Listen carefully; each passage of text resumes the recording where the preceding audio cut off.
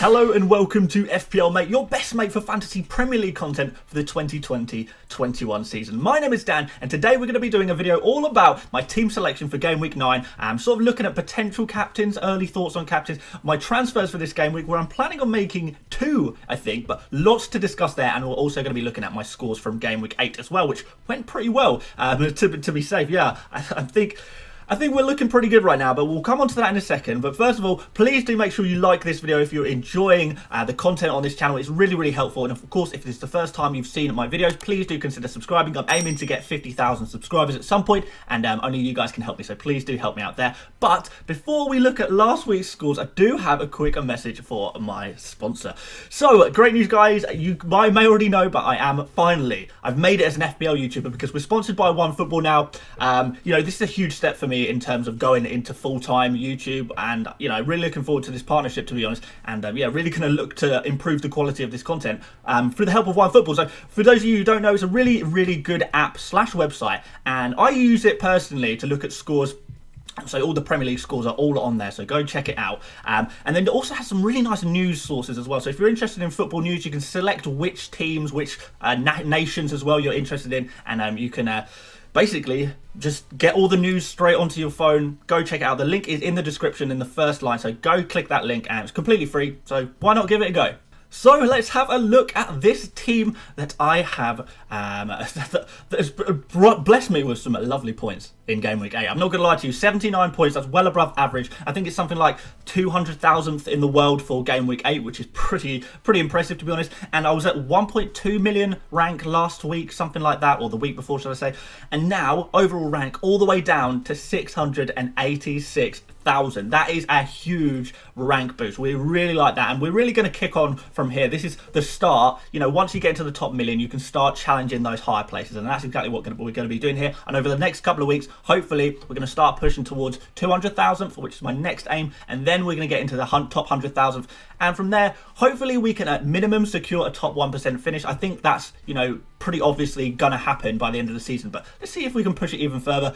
Let's find out. But yeah, this is a really good step in the right direction here. 474 total points right now, and you can see all of my players, pretty much all of my players anyway, have returned with some nice scores. So you can see Martinez, 6 points, kind of surprising, kept a clean sheet against Arsenal, which was really nice. Chilwell, 8 points, obviously didn't keep the clean sheet against Sheffield United there, Chelsea, but they did manage to score 4 goals, and one of them was through Chilwell. And Chilwell's looking really good. I think a lot of us are looking at Chilwell at the moment just because he's looking so fantastic. He's playing really high up the pitch.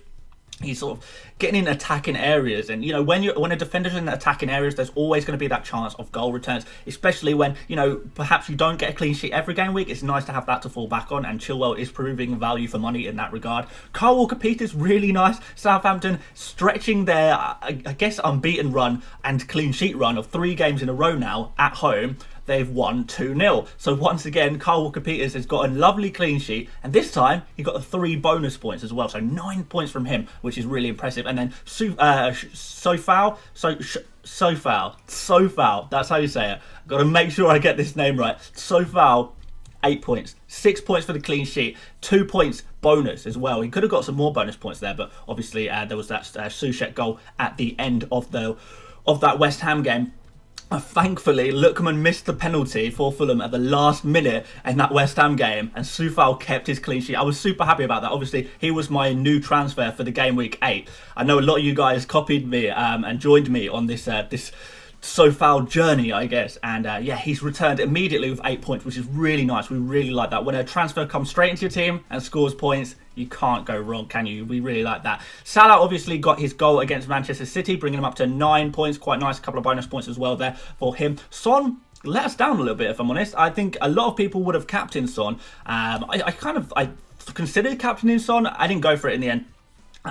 But 3 points, just the clean sheet point, and the 2 points for playing over 60 minutes. So Yeah, a little bit disappointed against West Brom because we did think that Spurs were going to go out and roll over West Brom. That obviously wasn't the case, and maybe that's something that we need to think about going forward. Are West Brom going to be as easy of a team as we thought that they were going to be? Obviously, they started off really badly, but they've sort of stepped up a little bit, haven't they? Particularly against the bigger teams where they're just sort of sitting back and defending really well, not really allowing the other team to score a lot of goals. And that's kind of what happened in the Spurs game, which I guess we can talk about Kane now. So Kane obviously got the goal, got a couple of bonus points. I think he lost a bonus point at the last minute as well, which wasn't. Oh, actually, or did he? I can't remember. But yeah, he got 9 points in the end, double that with the captaincy. Or did he get 9 points? I can't remember now exactly how many points he got. Was it not 18 or 16 points? I should probably check this. He got 18 points. Yeah, okay, so he did get 9 points. Yeah, I was just doubting myself for a second there. But yeah, very nice to get the goal. I mean, Kane is in such good form, so we kind of expecting that. So Kane we're really impressed by. Grealish, didn't really expect him to get too much against Arsenal. I did say this last week. Don't expect Grealish to get too much against Arsenal, but he ended up getting a nice assist. He played really well as well, so well. He's really looking such a good player at the moment. I say Grealish and Kane are kind of the in-form players in the Premier League right now, so I don't think either of those guys you'd want to be moving on. So really, really happy to have those in my team. Zaha, despite Crystal Palace winning 4-1 against Leeds, Zaha only got 1 assist. That was his only contribution in the game. And we kind of thought, well, if Crystal Palace are scoring, Zaha's going to be involved in a lot of those goals. And he wasn't really involved in as many goals as we thought, was he? So 5 points. It's still a return, isn't it, at the end of the day? So we'll take it. And then Dominic Calvert-Lewin, 5 points for his assist in that game against Manchester United. Nothing to shout home against, but he is Mr. Consistency, isn't he, after all? And he is consistently returning points, even if they're not amazing points every week. And then Morpay is kind of stinking out the team a little bit, isn't he? If we're honest, guys. A lot of you guys have been pushing for me to remove Morpay from my team. I might have some good news for you later on in the video. But yeah, he's still kind of stinking out the team a little bit. He is getting chances, maybe one good chance a game. We're not finishing them off though, which is the problem. So yeah, that is a little bit concerning. We're not too happy about that. But anyway, overall, really good score for this game week. I'm dropping my rank all the way, lovely areas of 686,000. I'm happy with that. I'm really happy with this game week, and I'm happy with where my team is. Generally speaking, there's a lot of positives here, and that is reflected in the score. But we can always make improvements, so that's exactly what we're going to do. Moving on to this game week 9. So as you can see, 2 free transfers in the bank. Are we going to make use of them today? We've got 0.7 million in the bank as well, so there's room to manoeuvre a little bit in this team, and hopefully we can do that, because I know you guys, we all know there's some injuries going about, there's some illness going about, so yeah, a couple of problem areas. But let's start off in goal. So in goal, got Emi Martinez up against Brighton and Hove Albion. Yeah, I think that's a pretty good game. Obviously, Brighton have kind of been struggling to score a little bit recently. So Aston Villa as well, I think they're a little bit up and down in terms of defence and keeping clean sheets, but they are keeping the odd clean sheet, so it is really nice. Martinez is getting save points as well, which we really like. So yeah, really confident with Martinez going forward in a goal there. Moving on to Robertson, obviously he's got this the terrible yellow triangle that we hate to see on players, but I'm actually pretty confident that Robertson is going to play. The issue is, he's 7.1 million. Liverpool's defence is shot to rubbish. They've really not got many defensive options left in their team. So clean sheets might come at a premium. Might mean Robertson has to put in a bit more of a defensive effort, which means he might not be getting forward as much. So, and also, Salah potentially not being in. Well, I mean, definitely not going to be in this next game against Leicester. Robertson often crosses the ball from the left-hand side over to the right-hand side of the pitch, where Salah will be situated to score those goals. He's not got that anymore. Fair enough, yeah, maybe Diogo Jota might be there to score those goals, but he's not quite Salah, is he? But, we'll see about that. Ben Chilwell also got the fated yellow triangle of doom, the big exclamation mark that we hate to see. And again, not 100% sure if he's going to be playing this weekend or not. I think Robertson is more likely to play than Chilwell is, but I think Chilwell still does have a good chance of starting. So I guess wait for late news on that one, I suppose. That's all we can really do. And then, so far, the man, the myth, the legend himself, playing against Sheffield United, which is a really nice fixture. So this is the kind of run of fixtures that I bought so far in for. The first one being last week. Got the clean sheet. Now it's this one against Sheffield United. I think you get another clean sheet. Sheffield United have looked pretty poor, to be honest, and West Ham have been looking, generally speaking, quite good defensively. So Yeah, I'm fully expecting that so far to do something there in terms of get a clean sheet. Obviously, he's also playing quite attacking down that right-hand side. And although against Fulham last game week, he wasn't always hitting the target with his crosses and his creative play, he was in the right areas. He was making a lot of attempts at crosses. So perhaps, you know, it's not going to take much for one of these to fall to a attacker. Maybe when Antonio's fit, it might look a little bit nicer as well. But yeah, I think that he's got more assists in him. He's already got 2 this season, so yeah, we could have a couple more. Moving on into midfield, and here is the danger area, the real area of doom. If we want to talk about triangles of doom, this orange one is not good, is it? So yeah, Salah. He's not going to be playing, is he? I mean, I'm going to do a full video tomorrow talking about Salah. In full detail once I've got all the information, because there's so many different crossings of information and different interpretations of the rules. I want to figure out exactly what's going on before I commit to a decision. But I'll try and share that information with you guys in tomorrow's video if I can. So look forward to that. But overall, you know, it's a game against Leicester at home. Ideally, you would want Salah here. You want to captain him here probably as well. And you know, it's just not ideal that he's unfortunately got this illness at very much the wrong time, but there you go. What are you going to do aside from potentially transfer him out? But we'll talk about that in a second. So next in midfield is Heung-min Son. Gets another one of the areas that I'm not fully convinced by, just because Son's had a couple of blanks in a row now. Even the game before his 2 blanks, his 1 goal that he scored, and I think he got like 11 points, but the 1 goal that he scored was kind of like a bit of a jammy, like corner header goal. Harry Kane flicked it on, and then Son scored the header at the far post, which, you know, it's not something that's going to happen very often. So I don't know if I maybe got a little bit lucky to get points from him in that game, but then the 2 games after that, blanking, it's kind of a little bit disappointing, really. So especially now that Spurs' run of fixes is really not looking so good, he is an area that I do want to address in my team. But yeah, we'll see. Grealish, obviously, I'm really impressed by. Brighton and Hove Albion from an attacker's point of view, I don't think it's quite as easy as a fixture as we might think. But it still could be pretty good. Grealish has been so good. He's been unlocking defences left, right in Chelsea. He's been unlocking pretty much every defence in the league, hasn't he? So I do think that Aston Villa are going to win. I think they're going to score some goals. So really confident there. Really happy to have Jack Grealish to play in such good form in my team. And then Zaha against Burnley away. I'm not sure what Burnley side are going to turn up. Obviously, sometimes they've been really, really strong defensively. Other times they've looked a little bit more weak defensively. Crystal Palace has, for some reason, been quite attacking in some games. So obviously, they scored 4 goals against Leeds last game week. So maybe Zaha can get involved in some more of these attacks a little bit more. He's definitely got it in him. His stats, his underlying stats still look really, really good. So, yeah, got 3 more games that look really nice for Crystal Palace. So Zaha, fingers crossed, can do the business there. Harry Kane against Man City. I know, obviously, I'm a little bit worried about Son, but Harry Kane, I'm not so worried just because he's a big game player. He is going to score in these big games. I'm not necessarily going to look to captain him because I don't think he's going to necessarily haul, or at least I wouldn't bet on him hauling and getting like a couple of goals or anything like that, golden assist. I wouldn't bet on that, but it's definitely a possibility. So I'm not too worried about taking him out of my team. Happy to leaving him in, more than happy, in fact, because I do think after he's played Man City, and I can't remember who they've got next. Is it Chelsea next? I think Chelsea after Man City.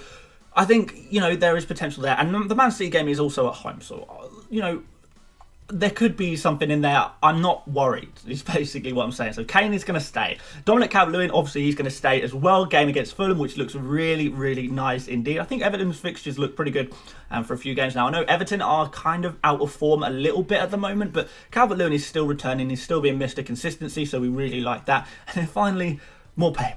Maupay is still there in the team against Aston Villa away. I don't know. I don't know what's going to happen there. I put this fixture down as a grey fixture for Maupay because I'm not really convinced of, you know, about that attacking threat that Brighton are providing right now. I'm not sure. I'm really not convinced by that one. So that is, yeah, as you can tell, a couple of areas I'm not fully convinced by. I'd say the main areas of concern in this team are Robertson, Salah, Son and Maupay. So those are the 4 players that, you know, would be on the list to get transferred out. But, you know, with these couple of injuries that we've got in the team, let's have a look at the bench. So Forster, obviously he's not going to play. Kyle Walker-Peters against Wolves, that actually could be okay because Wolves are struggling to score goals at the moment. So potentially if, you know, Robertson, Chilwell, one of them doesn't play, Kyle Walker-Peters comes into play, I think I'd be okay with that. I think I'd be pretty happy with that. Alan Saint-Maximin against Chelsea, though, not so convinced by. I don't think Newcastle are going to do too well against Chelsea at all. So, yeah, not really convinced there, especially, you know, Wilson potentially being out, that's an attacking threat, gone from that Newcastle side. So a little bit disappointing there. And Ferguson, the ever-present injury man, he has come out, although and said in the news that he's working really hard on getting back to fitness and he's looking to play some football as soon as possible. Might be in like January by now, and it's kind of annoying. I thought he would be playing by now, if I'm honest, but it hasn't gone to plan. But he's just going to sit there on the bench. It's just fine. He's not a priority area for a transfer. So let's look at where we are going to play our transfers. And bear in mind, guys, I do want to make this perfectly clear. These transfers are not set at all. With this international break and games still to be played on the international front, sort of everything is so all over the place. Different players are coming out with illnesses and injuries that we didn't even know existed. It really is a good idea to leave your transfers to as physically as late as possible. If you can do it half an hour before the deadline, an hour before the deadline, do that, because yeah, guys, it's really messed up at the moment. So all I'm going to tell you now is my current thinking. This is currently what is going on in my head, and I'm going to try and tell you why I'm doing it as well. So here are the two transfers. So Salah out, Ziyech in, Maupay out, and Watkins in. That's what I'm thinking of going on. Obviously, that leaves a huge amount of money in my bank. What am I going to do with that money? I have got plans. So this is the kind of plan I've got at the moment. So Watkins is obviously a huge improvement on Maupay. Watkins is very much informed, potentially on penalties. Got a really, really nice run of fixtures. And over the past 5 games, he's actually providing the most goal threat of any player in the Premier League right now. So that's really nice. It's something that we like to see. And 6.1 million, you can't really go wrong there. With a cheap striker like that, you can't expect him to score every single game week, but I think with Watkins, we can sort of get a couple of goals every 2 games, which is something that we quite like to see for 6.1 million. And then obviously the one that is probably a little bit more controversial is Salah out and Ziyech in, and banking all of that money indeed, isn't it? So the kind of rationale here is because I know you guys are probably thinking, well, maybe take out Robertson instead. Why don't you take out Robertson? Why don't you take out Son? Well, Son, I want to move up to a Man City player. So first of all, by doing the transfer this week, I've got the cash banked to do Son to De Bruyne or Sterling, probably De Bruyne. And am I going to do De Bruyne or Sterling in for Son this game week? I don't really think it makes a difference. Like Son against Man City or De Bruyne against Spurs, they're sort of much of a muchness, aren't they? There's not a huge improvement there from that transfer. Now, you do want to make sure all of your transfers heavily improve your team. Robertson, I would be taking down to a cheaper player. But who do I put in, really? I'm not really sure. I mean, I made the choice to bench Robertson last game week, and that really paid off. But this game week, I think I may as well play him, because if I'm going to bring him down to a cheaper player, all I'm going to do is bank even more cash, which is not something, you don't want to have too much cash in your bank. I know I've got loads, probably too much, and it's arguably playing FPL with one hand tied behind your back. But yeah, I do want to bring in Ziyech as a sort of temporary thing, because I have got these 2 free transfers, which does give me a little bit more flexibility to make these kind of short-term moves. But I do want to bring in Ziyech for these couple of game weeks. He's got Newcastle up next, which is a real good opportunity to captain him.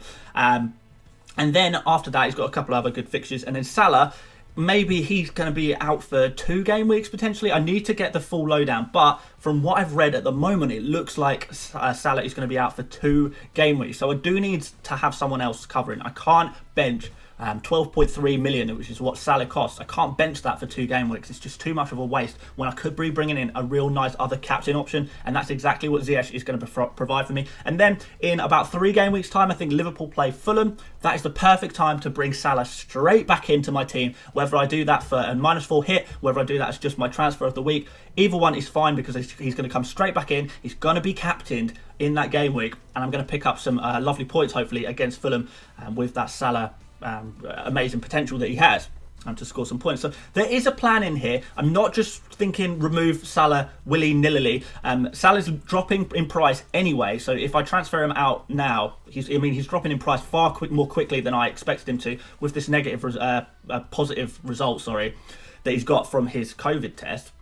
He's going to drop so much faster, so I'm not even really going to lose much banked cash. I'll probably lose like 0.1 million by making this transfer, but I will gain so many points from doing it just through having this Ziyech captaincy option. So I may as well tell you guys now. So Ziyech is going to be my captain for this game week. In terms of what I'm currently thinking, obviously full details on captaincy on Friday, but Ziyech is going to be my captain as things stand, and then my vice captain, I'm going to have to go for Dominic Calvert-Lewin. Mr. Consistency up against Fulham. I think that's the move, isn't it? So yeah, this team looked a lot better than the team before. I've got loads of money in the bank, which gives me the flexibility to move Son onto KDB next game week, or Sterling potentially. And then I also have the flexibility to do Ziyech back up to Salah in a couple of game weeks time as well. So yeah, there's moves planned. Everything is, you know, a nice little plan, I guess. And I'm not too worried. I'd be more comfortable not having benched you know, a massive, huge player and not really have many captaincy options. I'd rather get Ziyech in and see what he can do. I don't think he's a rotation risk. I think he looks like an amazing player. His, you know, creative stats per minute played are unrivaled by anyone else in the Premier League. You know, Ziyech is the top creative player in the Premier League right now. Watkins is the most, you know, most likely to score in the Premier League right now. I've got Grealish and Kane, who are the most informed players in the league. It's looking pretty good, and then you've got DCL obviously with good fixtures. And then obviously, I know Robertson and Chilwell, one of them might not play potentially, but I've got Kyle Walker-Peters. If one of them doesn't play, and you know, I don't think both of them won't play, but if one of them doesn't play, I've got Kyle Walker-Peters on the bench there. And overall, this team to me looks really good, really strong. And yeah, I would be happy to make these transfers. But obviously, like I said, I'm not going to make them immediately. I do want to make sure there's no last minute news that might change my mind completely, because that very well could happen. And I will do a deadline stream this week, or at least I'll try and do a deadline stream, so I can let you know my final decisions. You know, I don't want to keep you in the dark. I do want to be as open as possible. And you know what? I'm going to change my mind a lot. And I'm sorry if it seems like I'm going back and forth on my word a little bit. But information changes. We're constantly getting new information in. It's kind of making it difficult to make concrete decisions that I'm going to stick with over, you know, a 2-week international break. What I said on day one of the international break is definitely not what I'm thinking now. And, you know, I could change my mind again. So I do want to just kind of warn you guys on that. I wish it could be different. I wish I could just tell you 2 weeks in advance exactly what I'm going to do and then stick to it. But FPL is a very fickle game, and it's sort of exemplified a lot by this international break and, you know, the global pandemic that's going on that is claiming some of our players, which is, you know, a real shame. But it's the world that we're living in at the moment. At least we have FPL to sit back and enjoy playing with a little bit of drama. I guess I don't know how to twist it in a positive way, but you know, I'm still enjoying my football and I'm still enjoying FPL, even if it is a little bit stressful. But there we have it, guys. Thank you so much for watching this video. Please do like the video if you enjoyed it. It's really helpful when you guys like the video, so please do make sure you do that. If you haven't watched my videos before, if you enjoyed what you saw today, please do make sure you subscribe. I would really, really appreciate that as we aim for 50,000 subscribers. Like I said, if you want to check out OneFootball for completely free, if you want to look at the app, the website, just check out the link in the description. And you can go check that out. I think it's worth having a look at least. And then, of course, other stuff in the description is, you know, follow me on Twitter, follow me on Instagram. If you want to support me on Patreon or join my mini league, all of those links are in the description as well. So go check them out. Aside from that, I've got loads of other videos on my channel related to Game Week 9 because, you know, we've had a long break. So there's lots to talk about. So you can go check them out if you want in the meantime. But until then, I will see you tomorrow where we're going to do a Salah special video. I'm going to try and get all of the information for you guys. I'll tell you everything that I know or I can find out about the Salah situation and try and give my best advice based on that. And we'll do that tomorrow. So until then, guys, thank you so much for watching and I'll see you later, mates. Bye-bye.